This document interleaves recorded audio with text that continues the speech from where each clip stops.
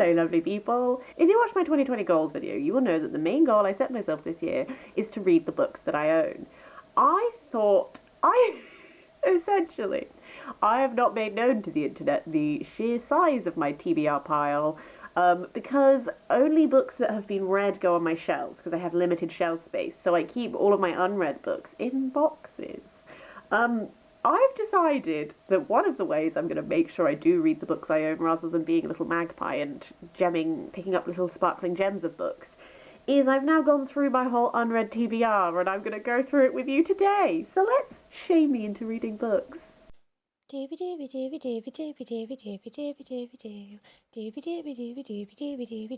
Sophie Vlogs. I've tried to split this into categories. Some of the books I didn't know how to categorise, but we're just going to go for it. So, we're just going to kick off with fantasy, starting with a bit of YA, then just into general fantasy. Girls of Paper and Fire by Natasha Ngan. I talked about that in a book haul very recently. Six of Crows by Leah Bardugo. Both of these seem to be quite big on BookTube, so I'm going to see how they go. I've got Snuff by Terry Pratchett. I'm saving this because I'm reading the Discord books in order, so it's going to take me a while to get to that one, but that's fine. Wildwood Dancing by Juliette Marillier, which is a sort of fairy fantasy romance thing, I think. Graceling by Kristen Kershaw. The Lies of Locke Lamora by Scott Lynch, which is a heist fantasy, as far as I'm aware. I'm missing the second book in the series, but I do have the third book, The Republic of Thieves, so let's hope I like it. The Dark is Rising sequence by Susan Cooper. This is an iconic piece of fantasy, I know. I think it's more children's middle grade fantasy. Technically I did read some of it when I was a child, but I remember none of it, so I'm counting it as unread. Skin by Ilka Tampka, which is a historical fantasy, I think, set in, like, Celtic Britain, which I'm very excited for. Gloriana by Michael Moorcock. I'm a Michael Moorcock fan. I don't really know a lot about that. I've mainly read his Elric books, but I'm hyped. Moving on to some Gene Wolfe, I've got Soldier of the Mist by Gene Wolfe, which is a Troy-inspired fantasy, which I'm super hyped for. And then I also have Sword and Citadel, which are the final two books in the Book of the New Sun series. I've read the first two, and I really need to get my finger out and read those two. The Wolf by Leo Carey. I don't know a lot about this because I got it at a blogger event, but I think it's like a Game of Thrones style fantasy. Going to do all these in one go. This is not in the right order. Continuing the Catherine Kerr Devery cycle, I've got the Red Wyvern, the Black Raven, the Fire Dragon, the Gold Falcon, and then I think I'm missing book 5 because I can't find it, and then I skipped to book 6, The Shadow Isle. So I think I need to get my hands on book 5, but let's actually read the rest of the series before I do that. The Oak Above the Kings, which is in the Keltiad Arthuriana cycle. Again, don't know if I can read that yet because I don't have the other books. In the Hall of the Dragon King by Stephen Lawhead, which is a Dragon King fantasy thing. Child of the Prophecy by Juliette Marillier. This is book 3 in the Seven Waters series. I recently read book 2. They're Irish mythology-inspired books. They're very good. And then I have 2 books. I have Redwall and Matameo by Brian Jacques. Again, I think I might have read these when I was a kid, but I don't remember them, so I'm classing them as unread in my unread book box until I have read them enough to remember them. Blood in the Mist by Hope Mirrlees. Oh, doesn't work with my accent. This is iconic fantasy. I know it's slightly earlier fantasy, sort of more Fae-inspired. I'm very excited for that one soon. The Wise Man's Fear by Patrick Rothfuss, which is the second book in the Name of the Wind series. I will be reading that hopefully this year, we'll see. Ink Mistress by Audrey Colthurst, which is a prequel to A Fire and Stars, but I haven't read A Fire and Stars yet. And then Hilled by Nicola Griffith, which is set in 9th century England. I think it's a fantasy rather than a historical fiction. I'm going to use it as my bridge to move on to the historical fiction books, just in case it bridges that gap. So, onto historical fiction. We've got The Scarlet Lion by Elizabeth Chadwick, which is all about William Marshall, who was a knight in the Plantagenet era. The Seal Woman's Gift by Sally Magnuson, which is about a woman who is abducted by Viking raiders, and it's all to do with folklore and telling stories, I think, which I'm excited for. Anna of Cleves, Queen of Secrets by Alison Weir, which is all about Anna of Cleves. The King Must Die by Mary Renault. I'm classing this as historical fiction, although it's technically to do with, I think, Theseus. So, like, you know, stretching what is historical there, but we're going with it. The Birth of Venus by Sarah Dunant, which is Medici-era Florence, which is exciting. Atonement by Ian McEwan. Technically, I also read half of this when I was a child, but again, never finished it. Gotta finish it before it can go on the shelves. The Bull from the Sea, which I think is the first book before that other Mary Renault one, also a Theseus one. My Immortal Queen by Elizabeth Bird, which is by Mary Queen of Scots. I've had that one since I was a child. Haven't read it yet. Charlotte Gray by Sebastian Faulk. I believe this is set during World War II, but I studied Birdsong by him, which is a World War I book, and I was very affected by it, so that's been sitting there since about my A-levels. Munich by Robert Harris. My dad bought me for this for Christmas. I think it's another World War II one. Gonna read that at some point. We're about to dive into my Jean Plaidy books, which I've also had since I was a child because I was obsessed with Jean Plaidy as a child. These are the ones which I've been saving because I didn't want to run out of them, so I've just saved them and every now and then read one. So, Beyond the Blue Mountains, which is Australia, 19th century Australia. The Passionate Enemies, which is one of her Norman books. I believe I've read the one before that. Captive of Kensington Palace, all about Queen Victoria's growing up. Captive Queen of Scots, Mary Queen of Scots again. Royal Road to Fotheringhay, which is also about Mary Queen of Scots, I believe. And then The Goldsmith's Wife, which is a really battered copy because my mum found it when she was on holiday in Greece when I was a child and she bought it for me. I've never read it because I just like to save things for the right moment. I thought I would use historical fiction as a jumping off point to then go into myths and legends stuff. I've got quite a few of these, so let's go for it. The Orkney-Inga Saga, which is the history of the Earls of Orkney. I've been meaning to read this one for ages, and I need to actually get round to it. Philip Pullman's Grimm Tales. This is Philip Pullman's retellings of the Brothers Grimm stories. Botanical Folk Tales of Britain and Ireland by Lisa Schneidow. This is Botanical Folk Tales of Britain and Ireland. Northern Lights, Legends, Sagas and Folk Tales, edited by Kevin Crossley Holland. I really liked Kevin Crossley Holland's one of this that was all about the British Isles, so I thought I would try his more Norse stories as well. Folk Magic, Myth and Healing, An Unusual History of British Plants by Fez Baker. I picked this up at Thought Bubble. It is beautifully illustrated all throughout. I have been dipping in and out, but I haven't actually finished it yet. Constellation Myths by Erasthenes and Hyginus. This is myths about the constellations from ancient Greek authors. I am super hyped. I've been meaning to pick it up for a while. Can you see a theme?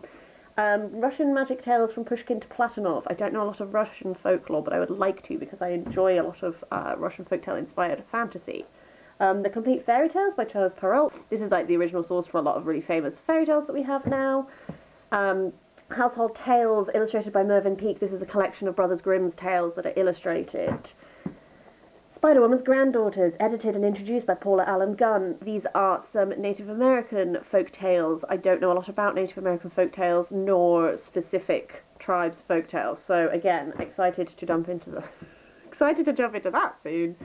The Legend of Sigurd and Gudrun by J.R.R. Tolkien. This is J.R.R. Tolkien's translation / maybe just a retelling of the Volsunga saga, which I kind of meant to study and then didn't.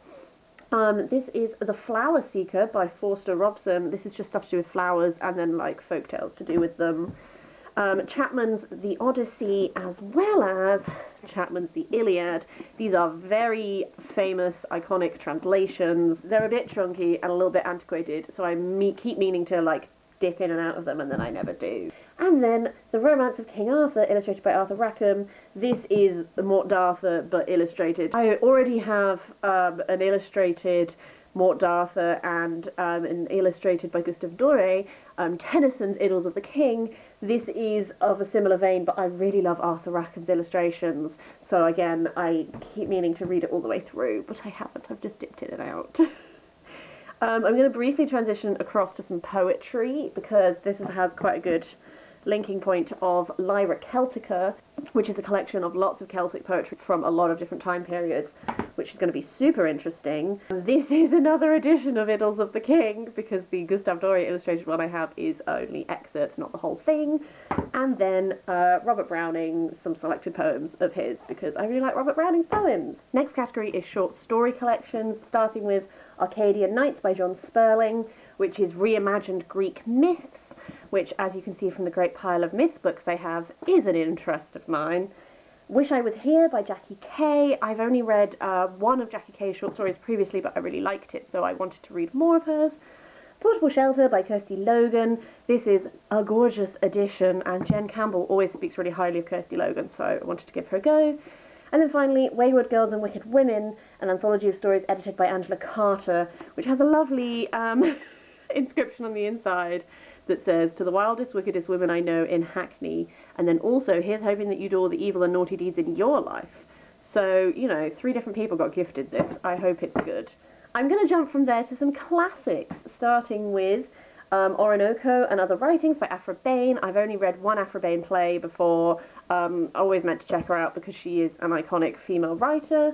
The Idiot by Dostoevsky. I keep being intimidated by this book, but it's my partner's favourite book, so I should really read it soon. The Grapes of Wrath by John Steinbeck, which is apparently an iconic portrayal of Depression-era America. Really need to get around to it soon. The Complete Sherlock Holmes. I'm gonna dip in and out of that one because it's a chonker. 3 Gothic novels. This is The Castle of Otranto by Walpole, Vathek by Beckford, and then Frankenstein by Mary Shelley. I have read Frankenstein, I haven't read the other 2 yet. Final classic is Mansfield Park by Jane Austen, which I keep not being enthusiastic about picking up for some reason, despite the fact that I really enjoy Jane Austen. What am I doing? I don't know. Just to completely change the subject, I'm going to go for some middle grade fiction now, and then I'm going to dive into my assorted others, and then non-fiction. First up for middle grade is Nothing Ever Happens Here by Sarah Hager Holt. One of Izzy's parents comes out as a trans woman. If she feels like it puts a spotlight on her whole family, sort of looking at that. Sarah Hager Holt has worked with Stonewall in the past, so I'm hoping it's going to be a really great middle grade portrayal of like what coming out as trans is like. Pages and Co. Tilly and the Book Wanderers by Anna James. I really like Anna James' YouTube channel, and I've heard so many good things about that as a book, so I'm excited. Black Maria by Diana Wynne-Jones. I've never read any of Diana Wynne-Jones, but I want to because I know she does a lot of like Welsh mythology-inspired fantasy and stuff, so I'm interested in that. This is another copy of Nothing Ever Happens Here because my work got sent 2 copies. I'm gonna keep one and give away the other one. I haven't decided which copy to keep yet, though. Moving on to my assorted others for fiction. Some of these I feel like are like literary fiction. I don't really know what that means. Others are just, I don't think I know enough about them to categorise them, so I'm lumping them all together. So assorted others. The Clan of the Cave Bear by Jean M. Owl. This was technically my mum's and she was going to get rid of it, but then she was like, "Oh, you might really enjoy it." I don't really know a lot about it. I know that it follows someone from about 35,000 years ago and stuff. It seems to be well regarded, so we'll see. The Gift of Rain by Tan Tuan Eng. I feel like this is an author that I've heard good things about and I don't really remember who said them. But this is set in Japan in 1939. I don't really know a lot about it. I'm just going to go into it and see what I think. Trumpet by Jackie Kay. I got this through the Queer Book Box. I know, again, I really want to read more Jackie Kay. It's just, I've got to get round to it. Mr. Norris Changes Trains by Christopher Isherwood. I really like Christopher Isherwood. I've read a number of his by now, so we'll see what that's like. Midnight Children by Salman Rushdie. Sometimes I really like Salman Rushdie books. A lot of the time I feel like I don't emotionally connect to them, but I keep reading them because there's something about them that does interest me. The Magic Toy Shop by Angela Carter. Sometimes I really like Angela Carter. Sometimes I really don't like Angela Carter. We'll see how I feel about that. English Animals by Laura Kay. Rebecca's Tale by Sally Bowman, which is a retelling of Rebecca, but from Rebecca's point of view, which is cracking. Speaking of Rebecca, I have a number of Daphne du Mauriers which my mum was getting rid of, which I pilfered. So I have The Parasites, The Loving Spirit, The Flight of the Falcon, My Cousin Rachel, which I know is one of her best known ones, so I do want to prioritise that one, and The Glass Blowers. So thank you, Mum, for all the Daphne du Mauriers. Divine Secrets of the Yaya Sisterhood by Rebecca Wells. This is another one that seems to be quite iconic. I don't really know why, so I'm just going to see. Lighthouse Keeping by Jeanette Winterson. Sometimes I love Jeanette Winterson, sometimes I'm a bit indifferent. Seeing a recurring theme here. Terza and the Prince of Crows by Deborah K. Davies, which is also inspired by Welsh mythology, but also seems to be quite a realistic book, so I didn't know whether to class it as fantasy or not. Beloved by Toni Morrison. Toni Morrison is iconic. I've been meaning to read her for ages. In Our Mad and Furious City by Guy Gunnarante. I went to a blogger event to get this one. He was really lovely. This seemed to do really well when it came out, so I do want to prioritise that soon. Nice House by Leah Bardugo. Everyone knows what this book's like because everyone's been reading it. I still haven't read it. Thank you, Miriam, for sending it to me, though. I will get to it soon. And then Tooth and Claw by Jo Walton, because I don't know if this is like fantasy. I don't really know. It's dragons, though. Exciting. My first category of non-fiction books is autobiography, starting with My Life in France by Julia Childs. Julia Childs is an iconic food writer. I'm excited to actually read her writing. I have 3 Maya Angelou's. These are not in the right order, but there's Mamma Mia Mum, A Song Flung Up to Heaven, and All God's Children Need Travelling Shoes. And then when I've read those, I'll have finished her autobiographical series. We Have Always Been Here by Samra Habib, which was another queer book box buy. And then Life and Death in Shanghai by Niang Cheng. I don't know a lot about Chinese history. I keep buying books so that I can learn a bit about Chinese history, and then I never read them. Speaking of, Wild Swans by Yang Chang, which is another iconic one that I need to read soon. Which transitions me across to my other category, which is like historical non-fiction, which I think those two could potentially count as. I just wasn't sure how historical they are. But for that, I've got The 12 Caesars by Suetonius, which I have dipped in and out of because I studied it, but I would like to read it from cover to cover. Ida, A Sword Among Lions by Paula J. Giddings, which is a biography of Ida B. Wells, who is someone who I definitely want to know more about because she seems awesome. Goddesses, Whores, Wives and Slaves, Women in Classical Antiquity by Sarah B. Pomeroy. Studied it a bit at uni, again, would like to read all of it, but it's going to be a dip in and out of one. The Romanovs by Simon Sebag Montefiore, who I get mixed things about him. Apparently he's terrible at writing about women, so we'll see how that goes. She Rules by Helen Castor, which is about some of my favourite women who ruled England before Elizabeth I, so super hyped for that. And then Perdita, The Life of Mary Robinson by Paula Byrne, which I just thought sounded super kind of interesting. The final category is now here. This is another assorted other. So, Negotiating with the Dead by Margaret Atwood is another one that I have read parts of because I studied it, but I would like to read the whole way through, which is Margaret Atwood writing on writing. The Mind and Art of C.P. Cavafy, Essays on His Life and Work. I really like C.P. Cavafy's poetry, so I wanted to know more about him as a person. Ladies of the Bedchamber, The Role of the Royal Mistress by Dennis Friedman, just sort of seemed interesting. I read a whole thing about how in Edwardian times, because he had loads of mistresses who were like 40 years old, being a matronly woman was suddenly like the thing, and I was like, I want to learn more about mistresses. Let's see. Refugee Capital by Yorgos Ianu. Again, I have read parts of this because I studied it. I would like to read it the whole way through. Cry Freedom by John Briley. I think this is an adaptation of the screenplay, but it's all about some people who were working to stop apartheid. Epic Continent, Adventures in the Great Stories of Europe by Nicholas Jubber. This is about epics and what they tell us about people, you know. News from Nowhere and Other Writings by William Morris. I love William Morris. I've never read any of his proper political writings, so I would like to do that. The Female Malady, Women, Madness and English Culture, 1830 to 1980 by Elaine Sherwalter. Another one that I studied bits of at university, would like to read the whole way through. Ancient Land, Sacred Whale, The Inuit Hunt and Its Rituals by Tom Lowenstein. This is like anthropology. I've never really read any anthropological writing, and that's not how you say that word. We're just going to go.